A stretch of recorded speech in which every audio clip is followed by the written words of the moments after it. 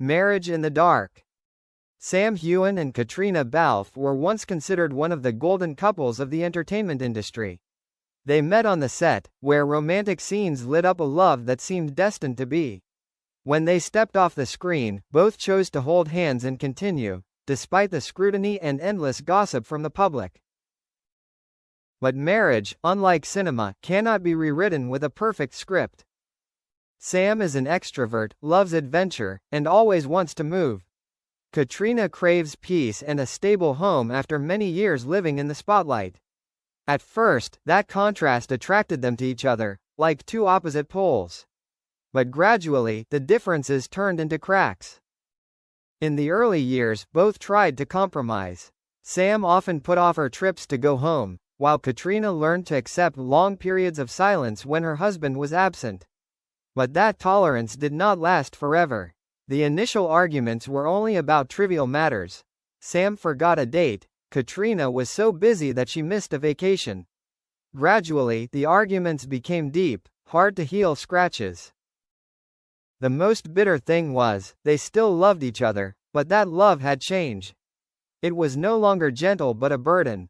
Both were tired of feeling abandoned in their own marriage. On the last night they sat together in the familiar kitchen, there were no more tears, no more anger. Just the heavy silence of two people who loved too much but could no longer find a way to continue. Caitriona said, "Maybe we were just great co-stars, but never good husband and wife." Sam did not respond, just nodded slightly. And so, like a deleted scene, that marriage ended. Later, when looking back, neither of them blamed nor regretted. They understand that there are loves that are born to light up a part of life, but are not strong enough to light the way to the end of the journey. The sweet first years. The first months of their marriage were like a dream. They enjoyed trips, quiet evenings in their small London apartment, and home-cooked meals in their light-filled kitchen. Friends used to tease Sam and Caitriona like two children in love, always chattering, never leaving each other's side. However, both were actors, and their busy schedules never let them down. Sam often had to fly to the US for auditions or promotional events. Caitriona was caught up in independent film projects, sometimes lasting months in Europe. The overlapping schedules made them gradually get used to hurried phone calls, unfinished messages, and hasty kisses at the airport. When love becomes a burden. At first, the distance was filled with longing and waiting. But gradually, it became a thorn in the heart. Caitriona began to feel lonely, while Sam thought his wife did not trust him enough. One winter evening, when Sam returned from a long business trip, Caitriona was waiting in the living room. She said softly but firmly, "Do you ever think that we are living parallel lives, not together?" Sam was silent for a long time, then replied, "I just want to give you a better life. Everything I do is for us." But Caitriona did not need a hero on the red carpet. She just needed a husband who was there when she woke up in the morning, or when she came home tired in the evening. These arguments became more and more frequent, more and more serious. Sometimes just a careless word was enough to ignite the anger that had been pent up for too long. Sometimes they did not even bother arguing anymore. There was only silence, coldness and distance. The night of the broken. The fateful night came without anyone being prepared. In the familiar kitchen, the yellow light fell on the wooden table. They sat across from each other. There were no more reproaches, no more tears, only fatigue and acceptance. Caitriona said, her voice as soft as a breeze, "Maybe we are just great co-stars, but we will never be good husband and wife." Sam looked at her for a long time, as if he wanted to engrave every line on her face into his heart. Then he nodded. Just a nod, but it ended everything. They did not hug, nor did they kiss goodbye. They just stood up silently, leaving behind the years that were as brilliant as fireworks. After the divorce. The media of course did not miss the opportunity to exploit this story. The press reported loudly, the audience gossiped. Some people were regretful, some were sarcastic, some fans even refused to believe the truth. But Sam and Caitriona kept quiet.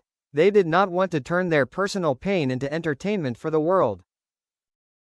Caitriona chose to return to small, independent films, where she found her raw creativity.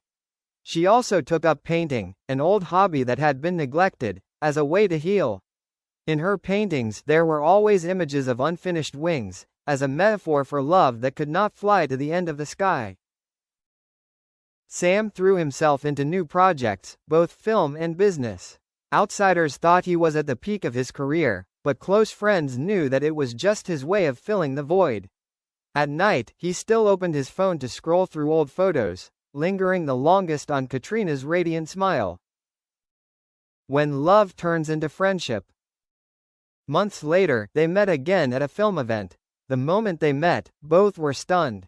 No more bitterness, no more anger, just quiet nostalgia, like two old friends meeting again after a long trip. Caitriona smiled, whispering, "Are you still well?" Sam replied, "Yes, and you're still as beautiful as the day I first met you." They both laughed, relieved as if a weight had finally been lifted from their shoulders. They knew their love was irreparable, but that didn't mean they had to erase each other from their lives. Friendship, pure and lasting, was the bond that remained. Invisible wounds. Divorce is not a simple end. It is like a hidden wound, unseen but always bleeding inside. Sam and Caitriona both try to be strong, but in the quiet of the night, each of them faces their own loneliness. Caitriona often lies on the sofa, playing familiar classical music. The sound of the piano echoes in the large room, making her suddenly realize, all these years, Sam's laughter used to fill every void, but now there is only the echo of emptiness. There were times when she almost wanted to call him, just to hear his familiar warm voice. But then, when her finger touched the call button, reason stopped her. We're over. Sam is different. He hides his pain by throwing himself into work, participating in every project possible. On the outside, he is still a charming man, smiling brightly in front of the camera. But when the stage lights went out, he sat quietly in the hotel room, staring at the unfinished glass of wine. He wondered, was he too ambitious, too absorbed in the outside world that he forgot the house behind him? The rumors. The media never let their pain rest. A series of rumors appeared. Sam had a new lover, Caitriona was involved in a love scandal with a director. Both chose to remain silent, but that silence was sometimes more cruel than the truth. Close friends said that Caitriona once burst into tears when she saw a paparazzi photo of Sam with a young actress. She was no longer his wife, but deep down, her heart still ached as if she had been betrayed. As for Sam, when he heard that Caitriona had a rumored lover, he just smiled faintly. She deserves someone better than me. The turning point. Time passed, the wound gradually healed, but the scar remained. One day, they bumped into each other on a flight from Paris to London. Ironically, the airline had assigned them to the same class. The first few moments were awkward, but then, in the calm air of the night flight, they started talking. Not about the past, not about pain, but about simple things. Caitriona's new film, Sam's plans to start a charity, or the happy memories they had shared. Caitriona burst out laughing when Sam recalled the time they got lost in Prague and had to eat dry bread for dinner in the hotel. Sam couldn't help but laugh when Caitriona told him about how she had almost broken their expensive lamp while doing yoga. For a few hours they were like old friends again, no strings attached, no blame, just a deep understanding that few others could share.